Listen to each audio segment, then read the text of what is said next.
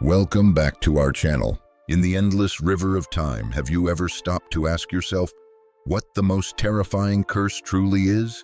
Is it death, a tangible end, or is it to be forgotten?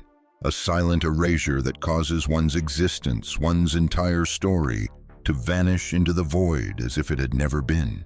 We often imagine evil forces chained in a fiery abyss, snarling in the darkness, awaiting their day of vengeance. But what if I told you that there are beings far more powerful, whose punishment was not chains but the silence of stone? Gods who are not imprisoned in some dark dungeon, but are petrified by their own sorrow and regret, standing silent for millennia in the heart of a forest where all life has ceased. Waiting. But waiting for what? For release, or for a chance to complete a mission left unfinished? Our journey today will not take us down into fiery chasms, but into a place far more silent and unnerving.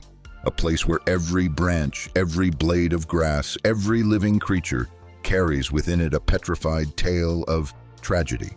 And at the end of this journey, a truth will be revealed. A truth that could forever change the way you see sacrifice, compassion, and the very meaning of the word judgment. It is a conclusion that I promise you will never see coming. But before we pull back that veil of mystery, let us create a connection, an invisible thread that links all the souls listening to this story. Let us know where in the world you are listening from, and what time is it for you. Leave a comment so we can see that no matter where we are all embarking on this adventure together, right here, right now. Now, take a deep breath. Let your imagination run free. We are stepping together into the Petrified Forest of Abaddon. Here, the air does not carry the scent of fallen leaves or damp earth. It is heavy with the smell of ancient ash and petrified prayers. The silence here is not peaceful. It is a tangible silence, a pressure that weighs on the eardrums, the mute scream of millions of lives extinguished in an instant. Look around you. The ancient, towering trees have not fallen. They stand, defiant but soulless, their gnarled bark now the cold, hard texture of granite. The great beasts, the deer, the flocks of birds, all are frozen in their final moments. A wolf forever snarling, an eagle, its wings spread wide for a flight it would never complete. They are all perfect, horrifying sculptures of annihilation. What kind of power could cause such a terrifying and absolute stillness? As we venture deeper past the cold trunks of stone trees, we reach the heart of the forest. And there, rising above everything else, are four colossal figures. These are not statues carved by human hands.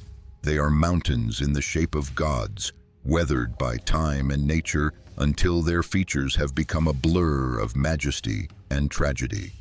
They are known by the people who live on the forest's edge as the Four Great Calamity Bringers. The legends say that these are four evil gods who brought about this destruction only to be imprisoned by an even greater power within their own stony forms. They are sleeping, the stories say, and the world must pray they never awaken. But what if everything we know is only half the truth? What if the reality is far more complex and far more painful? Because when you gaze upon those stone figures, you do not just see fearsome majesty. You can also feel somehow an infinite sadness, an agony that has stretched across eons. Our story does not begin with a battle, but with a doubt that has taken root in the heart of a child of the Kainan tribe. They are a people born with a single purpose, a legacy passed down from one generation to the next, to be the guardians of the dead forest. They live on the outskirts of Abaddon, their lives revolving around a single sacred duty, ensuring that no one and nothing ever wakes those who sleep in stone. They are taught that these are four beings of pure evil, and among the young guardians there is a girl named Elara. Like her ancestors, Elara was trained to fight, to be vigilant, to hate the four stone figures in the distance. Every day she patrolled the invisible line between life and death, the spear in her hand carrying not just the weight of metal, but the weight of centuries of responsibility. The tribal elders, their faces etched with wrinkles like maps of lost stories, would tell her of the day the Calamity Bringers awaken, the day the sky will crack open and the earth will be swallowed. They spoke of duty, of sacrifice, of protecting the world from a caged fury. But Elara was different. Whenever she stood at the forest's edge, gazing at those four man-shaped mountains in the distance, she did not feel hatred. She did not sense evil. Instead, a silent sorrow, an echo of profound loneliness seemed to radiate from those stones, seeping into her mind. It was not a sound, but a feeling, the feeling of loss. And she wondered, why would evil gods carry such a deep and unshakable sadness? The conflict between her taught duty and her innate compassion grew within her, like a seed waiting for a rainstorm to sprout. A seed that did not know the storm it awaited was about to arrive in the form of an apocalyptic omen. That storm came on a moonless, starless night. In their place, a monstrous blood moon hung in the sky, bathing the petrified forest in a sickly red glow. Its light made the shadows of the stone trees look as if they were bleeding, and the air grew cold enough to cut the skin. The elders of the Kainan tribe gathered in their shrine, muttering ancient prayers, for the prophecies had foretold that when the blood moon appeared, the curse would be tested. They prepared for war. But Elara was drawn by a strange force to the forest's edge. She stood there alone as the deep crimson moonlight fell upon the four colossal statues. And then it happened. A sound rang out, not loud, but as sharp as a razor against the soul. Crack! The sound was not like stone breaking. It was like the sound of an entire era's bones snapping. A tiny fissure, thin as a single hair, appeared on the shoulder of one of the four statues. From that crack, no darkness or hellfire poured forth. Instead, a faint, pale blue light, as thin as smoke, began to glow, and with it came a sound that only Elara could hear. It was not the growl of a demon, but a tragic, mournful cry, a choked soul of absolute regret that echoed directly in her mind. At the same moment, a fleeting vision flashed before her eyes. It was not a scene of destruction, not cities burning. It was the image of a green, vibrant world, a world filled with light and laughter, and then that image shattered in a silent scream of loss. The vision vanished as quickly as it appeared, leaving Elara trembling, her heart pounding, and a question burning brighter than ever in her mind. What truly happened here? Driven by a force she could not explain, Elara did the unthinkable. She broke the law. That night, while the entire tribe prepared for war, she slipped away into the forbidden shrine deep within their caves. This was the place that housed the relics and scrolls no one was permitted to touch, the legacy of the very first guardians. The air inside was thick with the smell of dust and decaying parchment. By the flickering light of her torch, she found a set of ancient scrolls, hidden away in a stone niche, sealed with wax that had hardened like rock. With trembling hands, she broke the seal. What she read was not a story of evil gods and valiant heroes. It was a confession, a tragedy. The scrolls told a story from the dawn of time. The Four Great Calamity Bringers were not destroyers. They had once been the protector gods of the earth, four beings created to nurture and guard all life. They loved humanity, their children, with a blinding love. And in that love, they made a terrible mistake. They bestowed upon humanity a forbidden gift, a form of pure energy that could turn dreams, mere thoughts, into reality. They had hoped humanity would use it to build a paradise. But they had tragically underestimated the greed and fear of the creatures they so adored. Greed corrupted the gift. Instead of creating beauty, humans began to manifest their selfish desires, their jealousies, their hatreds. And from this, something horrific was born: the plague of thoughts. It was not a biological virus, it was a psychic virus, spreading through fear and negativity, turning the darkest of thoughts into tangible monsters. Monsters of suspicion, of hatred, of despair. They multiplied, consuming the world, and nearly destroyed everything. The conflict between memory and oblivion now reached its peak. History had been rewritten by Elara's own ancestors. They were so ashamed and terrified by the truth that humanity's own greed had almost ended the world that they chose to shift the blame. They turned the flawed protector gods into demonic villains, transforming a tragedy of misguided love into a simple tale of good versus evil. Their duty was not to guard a prison, but to hide an ugly truth. Elara looked down at her hands, realizing her inheritance was not one of protection, but of a lie.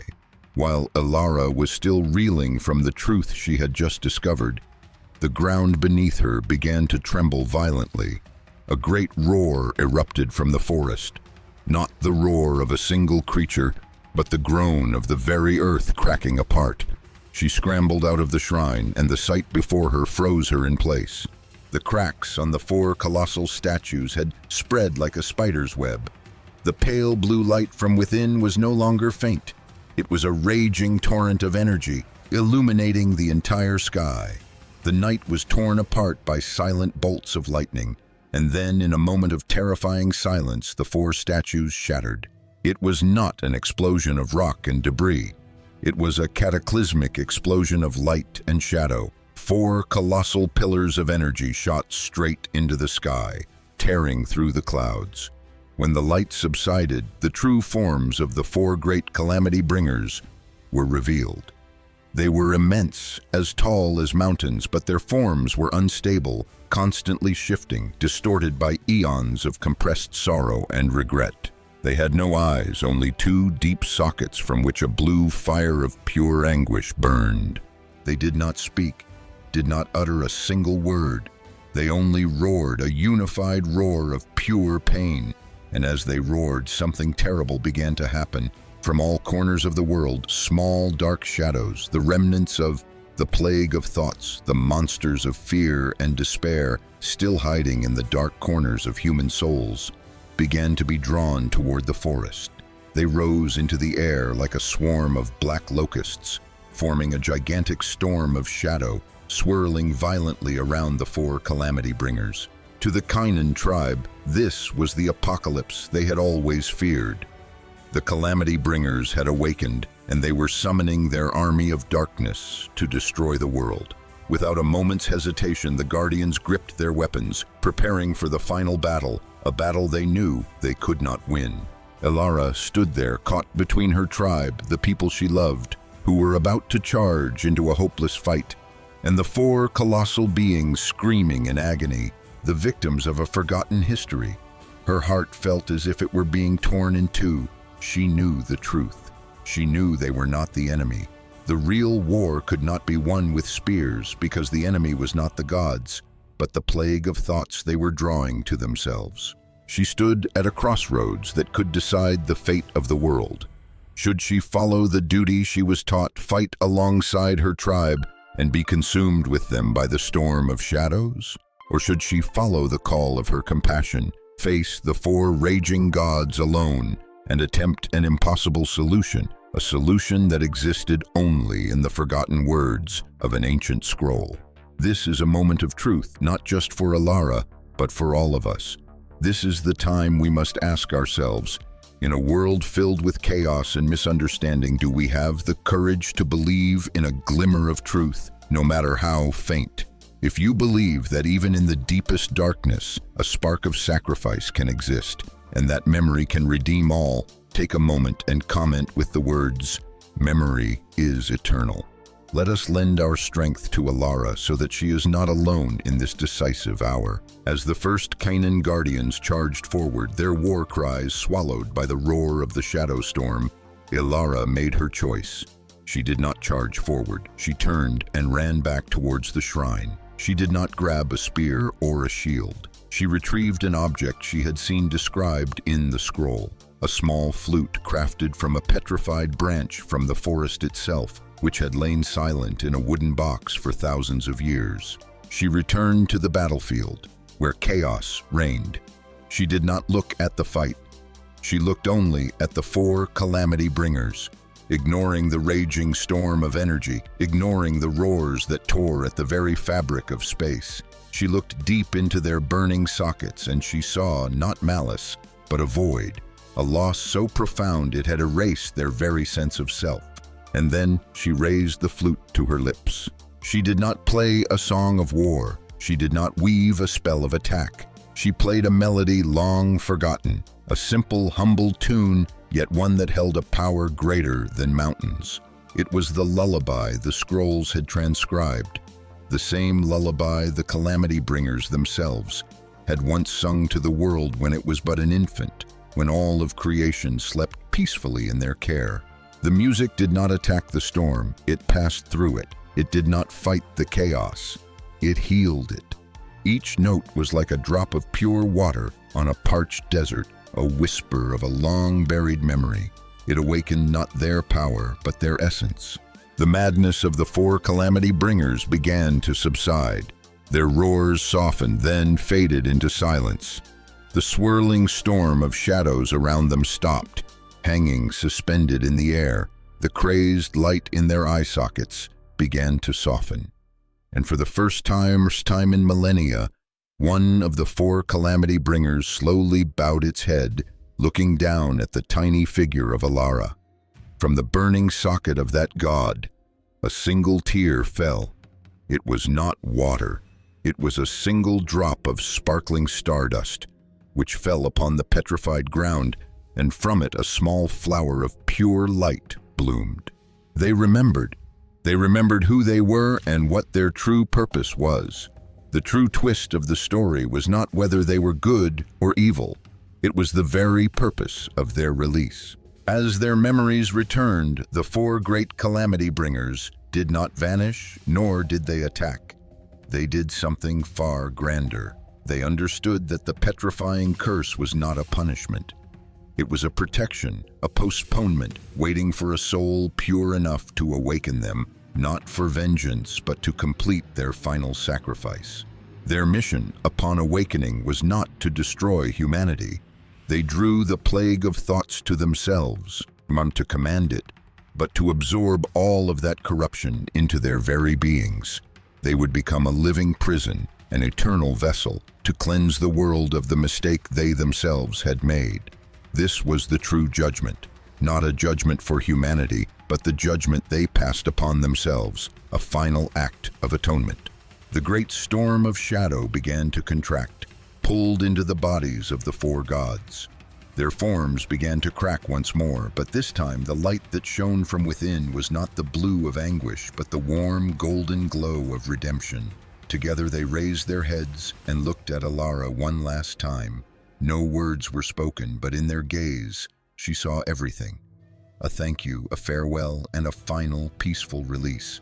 And then, with a deep, resonant hum like a final bell toll, the four colossal forms of the Calamity Bringers became a single, brilliant crystal of light, forever imprisoning the world's psychic pestilence within. That crystal hung in the sky for a single, breathtaking moment, illuminating the entire forest, before shattering into a billion motes of glowing dust, which then faded into nothing. They had fulfilled their destiny. As the last mote of light faded, a new silence fell over the Petrified Forest of Abaddon. But this time it was not the silence of death. It was the silence of peace, of rebirth. And then a miracle occurred. The curse upon the forest was broken. The stone ground beneath the feet of the Kainan Guardians began to tremble softly, then crack, not to collapse, but to make way for life. The first green shoots, fragile but resilient, began to push up through the fissures. The stone bark on the ancient trees began to flake away, revealing the warm, living wood beneath. A gentle breeze blew for the first time in millennia, carrying the scent of damp earth and new life. The world had been saved, not by a cataclysmic battle, not by the strength of weapons, but by an act of compassion, by the power of memory, by the courage of one young woman who dared to believe in a forgotten truth. The Kainan tribe, the Guardians, stood frozen in place amidst the rising dawn on a healed land. They looked at Elara, not with reproach, but with reverence and understanding. Their legacy had been transformed. Their mission was no longer to be the jailers of a prison. They had become the storytellers, the keepers of memory, to ensure that the great sacrifice of the Four Great Calamity Bringers would never, ever be forgotten again. The story of the Four Great Calamity Bringers and the guardian Elara teaches us a priceless lesson, that no mistake is beyond redemption, that the most powerful weapon on this earth is not the sword but compassion and empathy, that sometimes what we perceive as the most terrifying judgment may in fact be a misunderstood act of love and sacrifice. The truth is always more complex than the simple tales of good and evil we are so often told. It also reminds us of the power of memory. To forget the past, whether out of fear or shame, is to deny ourselves the chance to heal and to grow. If this story, this tale of sacrifice and compassion, has touched a place in your heart, if it has planted a seed of hope within you, then do something meaningful. Share this video. Let this message about the power of empathy and hope spread to reach those who need to hear it most. And if journeys like this, deep into the heart of forgotten legends, stories that can awaken the soul, are the compass for you in this modern world, then be sure to subscribe to our channel and turn on all notifications, because there are still countless hidden truths and forgotten tales waiting for us to discover together. Thank you for joining us on this entire journey. Farewell, and we will see you in the next legend.